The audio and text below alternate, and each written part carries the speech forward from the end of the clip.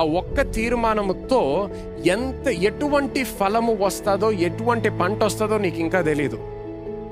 నీ ఒక్క జీవితం మార్చబడింది అనుకో, నీ పిల్లల జీవితాలు కూడా మార్చబడడానికి అవకాశం ఉంది అక్కడ. హల్లెలూయా. ఆమేన్. కొంతమంది మనము దేవుని యొక్క ఆశీర్వాదం ఈరోజు అనుభవిస్తున్నామంటే అది కేవలము మన జీవితంలో మనం తీసుకున్న కరెక్ట్ తీర్మానాలు బట్టి కాదు, మన తల్లిదండ్రులు తీసుకున్న తీర్మానాలు బట్టి కూడా ఈరోజు మనం ఆశీర్వదించబడ్డాము. హల్లెలూయా. మా అమ్మమ్మ తీసుకున్నది, మా నాయనమ్మ తీసుకున్న, మా తాతగారు తీసుకున్న తీర్మానాలు బట్టి ఈ రోజు నేను ఈ పరిస్థితిలో ఉన్నాను పాస్టర్ గారు, ఈ రోజు నేను ఆశీర్వదించబడుతున్నా. కానీ దానికి ఆపోజిట్ కూడా ట్రూ. అదేంటి? కొంతమంది భయంకరమైన పరిస్థితుల్లో ఉన్నారు, అప్పుల పాలైపోయిన పరిస్థితుల్లో ఉన్నారు, భయంకరమైన హ్యాబిట్స్కి బానిసలుగా జీవిస్తున్నారు. ఎందుకు?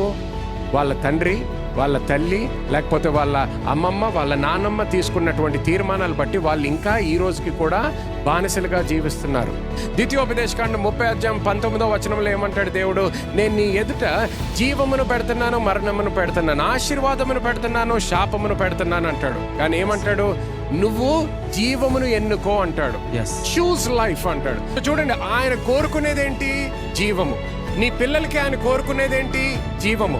కానీ ఆటోమేటిక్ గా అవ్వట్లేదు. సో నా ప్రణాళిక నీ జీవితంలో నెరవేర్చబడాలంటే ఇప్పుడు నువ్వు ఎన్నుకోవాలి అంటున్నాడు.